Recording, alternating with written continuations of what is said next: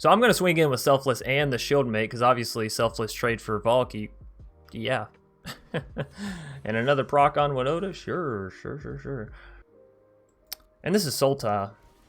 I think they more so are going for the ultimatum rather than that other stuff. Alright, let's get down. Arnie. You. Should have played my land first so I could have boasted Arnie.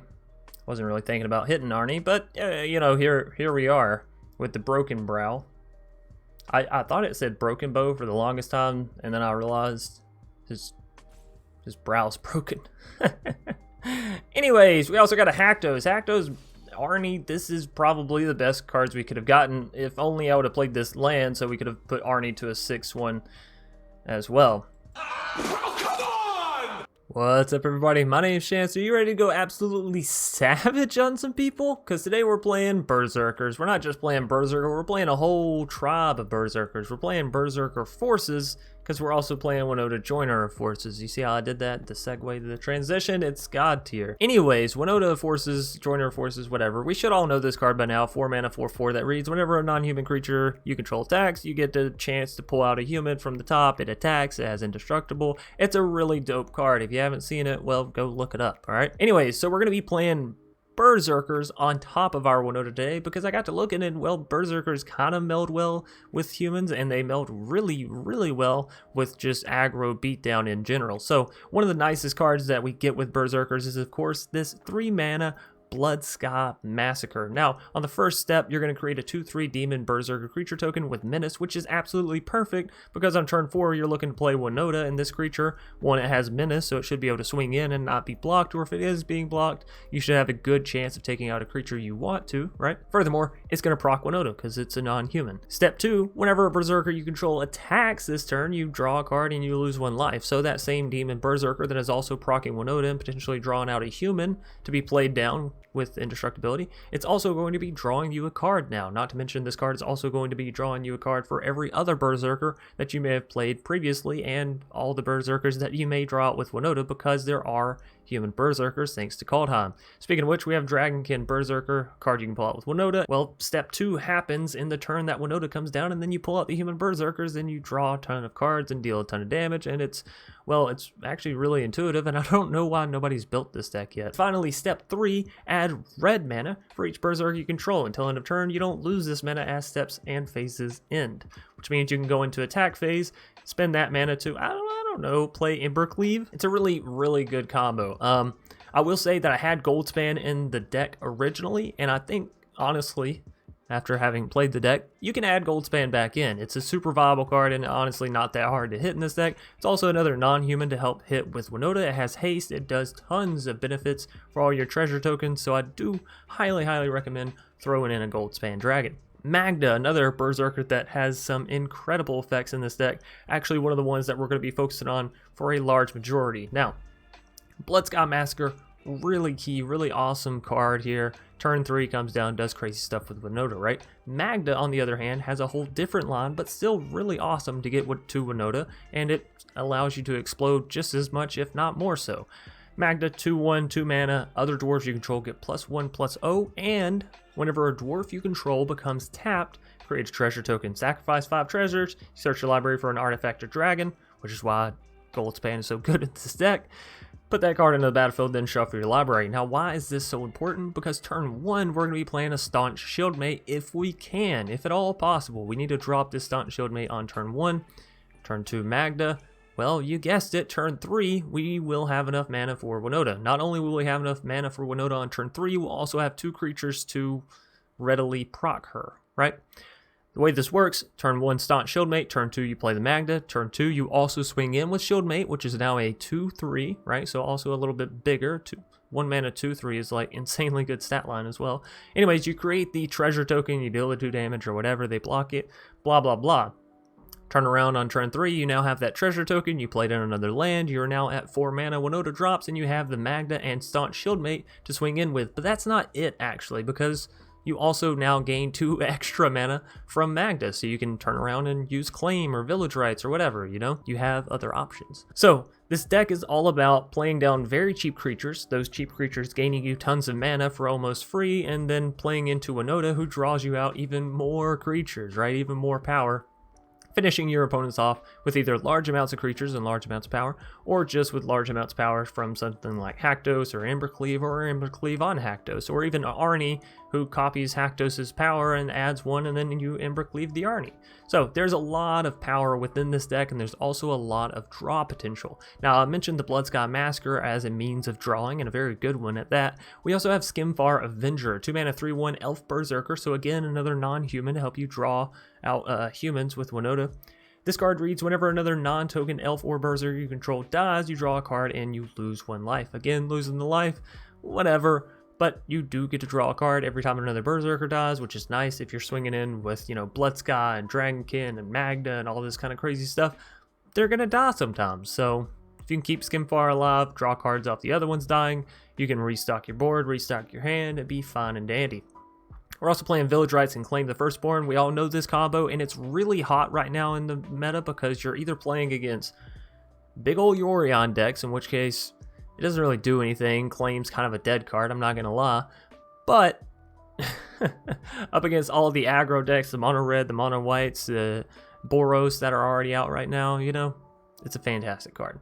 So, outside of that, you should know all the rest of the cards in the deck, the Selflesses, all this kind of stuff. We do have Bloodscot Berserker, which is a nice card. It's an easy, cheap human Berserker. You want to get this down usually pretty early, but you can, of course, draw it out with the Winota and then, you know, maybe play something there after it gets drawn out to increase its damage.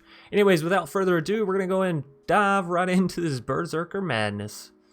Tedstall, going to be foe today. 2 Dragonkins, Rakdos, and Winota. Yeah, I just didn't really like it, you know? We will keep this 6, and I think I'm going to throw back the Dragonkin. So I definitely want to go Shieldmate turn 1. Hopefully we can see Magda turn 2. That'd be ideal, but if not, that's alright. So obviously then we can play down this Blightstep as red mana and use Village Rights still thereafter if need be. Wow. Alright. I mean, I'm happy. Don't you get me wrong. I'm oh so very happy. I didn't think we were going to hit it, though. So if we do manage to hit untap land on our next turn, we can get down Winota on turn 3, and of course that'd be beautiful because we already have 2 things to proc for her, right? Magda and Shieldmate. So turn 3 Winota and 2 procs, that is like golden. Oh my god! Okay, it's happening! Everybody stay calm! That is golden. That's everything we want in this deck, right? Alright, opponent's got Golgari colors showing in their Yorion. Snorion, Boreon, Yorion. If we don't hit untapped, it'll be unfortunate, but you know, we still have what we have here. I hate you for that. I actually hate you, Tedstall. Just so we're all clear. Hopefully I can find a, Claim the Firstborn. That's what we want. Give me that claim, then I'll just take the Valky, sacrifice it with Village Rights, and all will be fine. Not before I, you know, hit him though, right? Okay, no claim there. A little unfortunate. I think we still swing all in, and if they go to block, do I Village Rights? That feels wrong, but oh so very right at the same time. Well, let's swing in. If nothing else, we'll get the Winota back, right? We're also gaining tons of mana here. Wow, no blocks. No blockerinos. Alrighty. Well, let's go ahead and get down our pathway so we won't have to sacrifice a treasure if they do go to remove something. Although if they go to remove something, it's probably going to be Magda. Elspeth's Nightmare is going to come down and target the Magda. And we're going to say, nah, I'll draw 2 instead of that.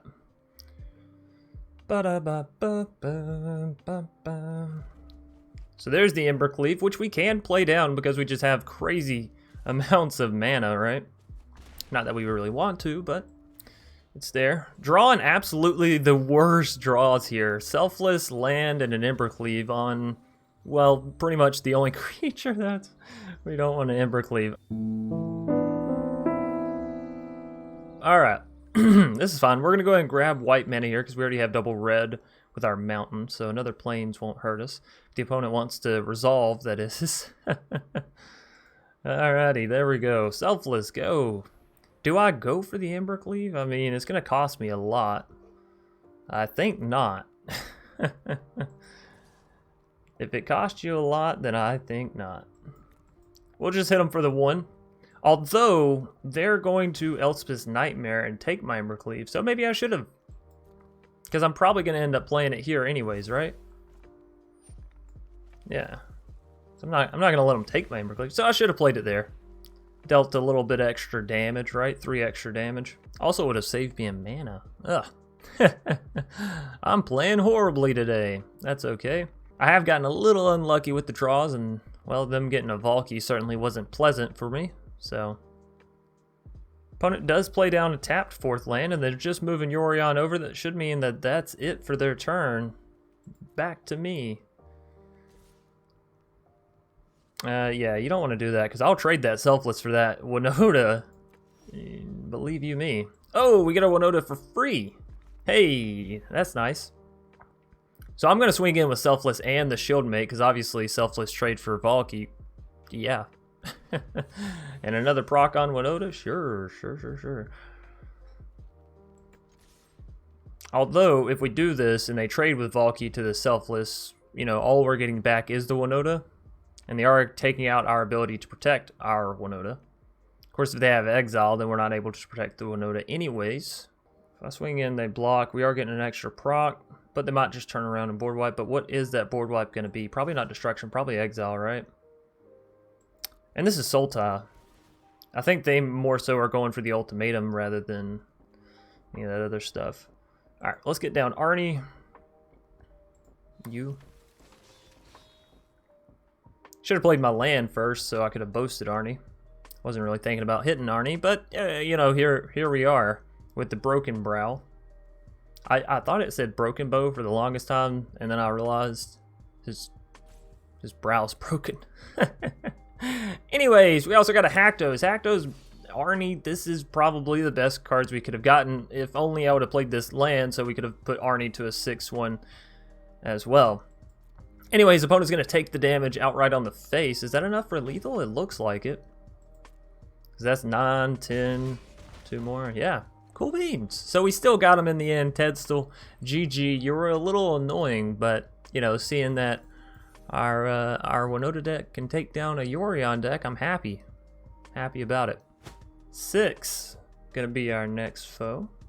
I like this hand. I'm definitely gonna keep it. I just don't know in which order I'm gonna play things, right? Because I want to get down, like, obviously my creatures in order. Do I just take the turn 1 damage, then I can play Staunch? Nah.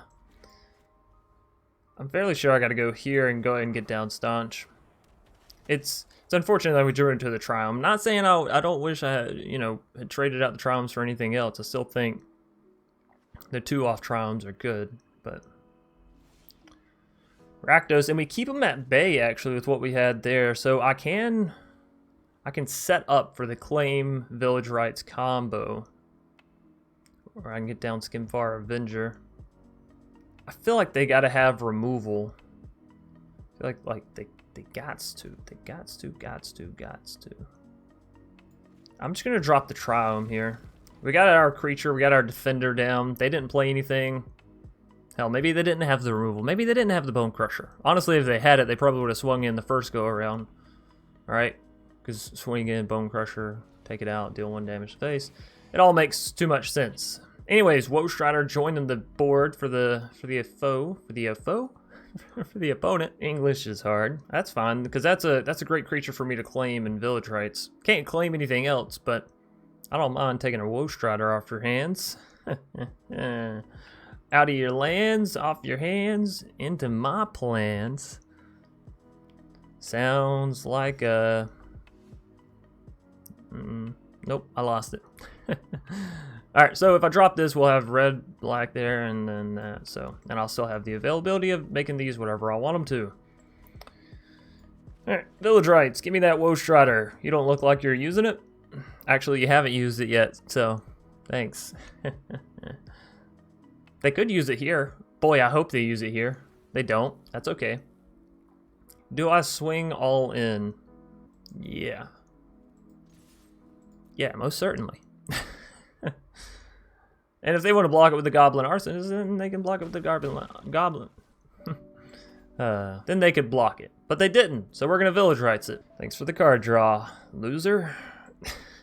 I'm sorry, shouldn't be so rude. Anyways, we got a Winota and an Arnie. Happy about the Winota. Sort of meh about the Arnie, not gonna lie. I like the idea of having it and it being able to, you know, proc on a Rakdos.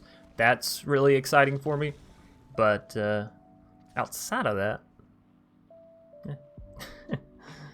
all right, so we can throw down Winota on this next turn and swing in with Shieldmate if we want to.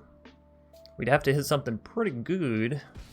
I could also throw down Arnie and, well, it could just swing in, right? Mershram Predator could sack something, gain indestructible. Bloodsky, oh Bloodsky.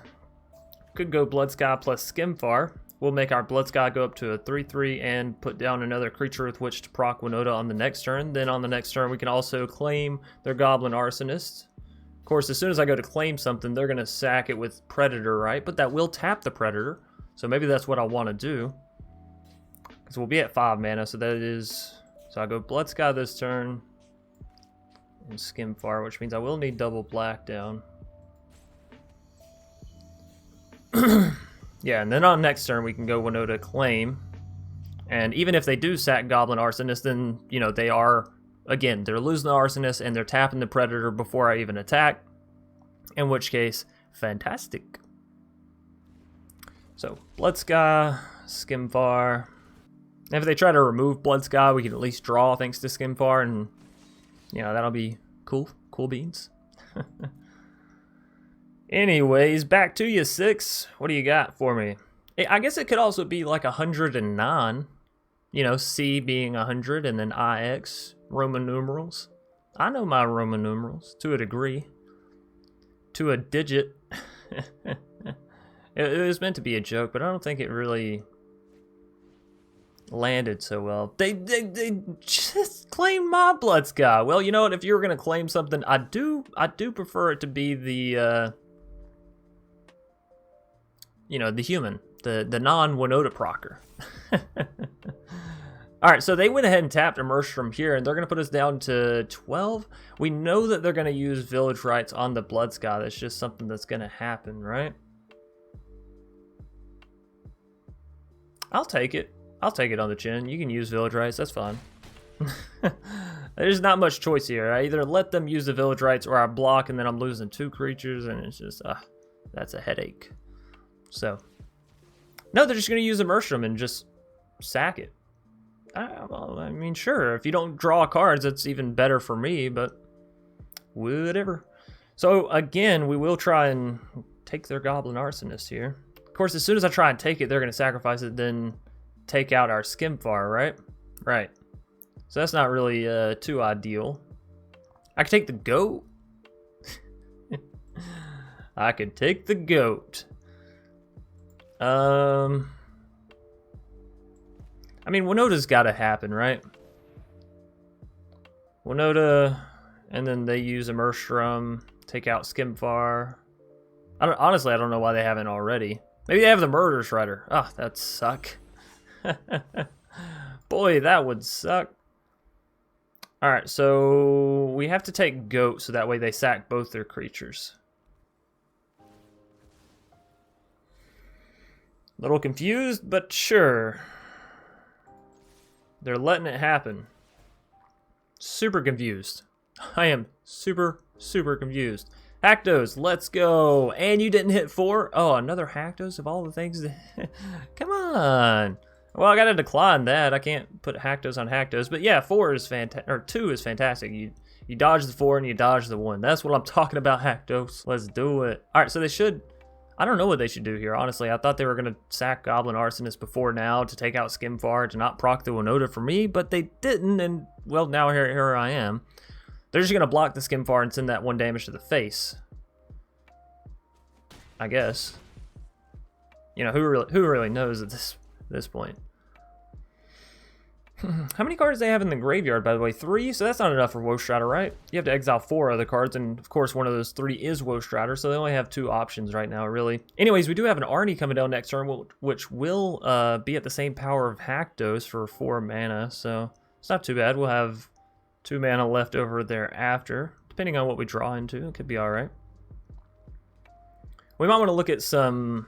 You know, there's this goblin that's in the Arena beginner set, which isn't, you know, you can only play those cards in best of 1, can't play them in best of 3, all that sort of technicality or whatever. But there's a card, a 1 mana Goblin Berserker that has haste that I'm oh so tempted to throw in the deck because, well, I pretty much only play best of 1. And it kind of fills this slot of, well, what I'm needing right now, a cheap creature that has haste that is non-human. We don't have that necessarily, so I'm going to try and jut down this Selfless Savior before anything else, because if they make the wrong play and if they have destruction and they don't use it, then, well, they messed up, right? Because now I have my indestructibility and can do all that stuff. Anyway, Stormfist Crusader coming down for the foe means they are going to be able to block the Rakdos, but our Arnie will still be able to get through. I think we're just going all in swing of Ruski here. I'm going to go ahead and play down another land because, well, I just don't know what's going to happen. Right? I just don't know what's going to happen. So, I swing all in. If they do block Immersion to the Winota, and that to that, we're getting through with 6 and 1 and potentially more. I have to go all in. I have to. No! Winota! You bitch! Alright, activate ability. It's fine because our Rakdos can live, but Winota's probably dying here. Alrighty. Oh, they're blocking the Arnie. We're getting through for 5. Even if they sack that, though, Arnie's still going to live. I think I gotta make sure Rakdos lives, right? Because Rakdos can get through the Predator. Arnie will forever get blocked by Predator, so... Oh, right, but you can't target that, so you have to target Arnie. Well, that's fine. We'll do this. We shall do this. We're still dealing 5 here. I'm not loving where we're at, but, you know. Oh, and Rakdos gets to live right because they had to sacrifice the Stormfist to give that thing indestructible. Makes sense. So they're down to 4 life now, and all we really lost was, what, a Selfless? Well, that's the nice thing about that doggo. He doesn't even care that he comes down, and then that same turn, he leaves, you know? That's kind of the point of him. Anyway, Serrated Scorpion, really annoying because it allows them to gain life back. Nightmare Shepherd, also really annoying because, again, they can just sort of sack Scorpion, have it come back, sack Scorpion again for a total of 4 life gain, put them right back to 8. Also, it's a solid creature to block with, so. The nice thing is they don't have anything to block Rakdos with, which means if I just swing it with a Rakdos, they're going to have 2 life still. Mother freaker, how am I drawing all these lands? I only have 22 on the deck. It's actually kind of crazy. 7 out of... So 7 out of 17, that's really not that bad. I really shouldn't be complaining. We have to figure out what we're doing here. If Arnie swings in again, he is going to get blocked at the Predator, which is going to sack the Scorpion. Do I just swing in with Rakdos and the Shieldmate? But what's my best draw? Another Arnie? And at that point, I might as well swing in with everything, right? Because they have 3 blockers. This is going to go... Well, this is going to go here. This here. This here. This here. Alright, so they're going to block Merchant Predator here, Nightmare Shepherd, the Shieldmate. Rakdos has to attack. I want you to attack because I want to draw something. I just don't know if I throw in the Winota, you know? Because 1 creature's getting through here, and it's Rakdos, which is putting them down to 2 life. Which means if I hit another creature through, I'm fine. If I don't swing in here, these 2 can block, and the 3rd creature can block whatever I draw out. I feel like I have to swing all in. Again, come on, Winota, hit me something good. Don't let me down. Another Winota. I mean, that does give us an indestructible Winota on the board, you know? I'm doing it. I'm taking the indestructible Winota. Activate ability. Ugh, because I don't think Bloodsky Berserker would have been enough damage, you know what I mean? Like, it was only 1. If it could have been a little bit more, maybe. Why are they not blocking? They should be more focused on removing Winota than Arnie. Of course, Winota has indestructible now, so I guess that makes sense. Right. So they sack Scorpion. All this stuff goes through. I think I'll lose here because I didn't hit enough damage. No! Yeah. It's a little awkward. So, you know, no Ember Cleave, no real way to punch through except for the Rakdos. And here they sack Scorpion again, yeah. Which puts him to 8 and means that I'm just too far off. GG.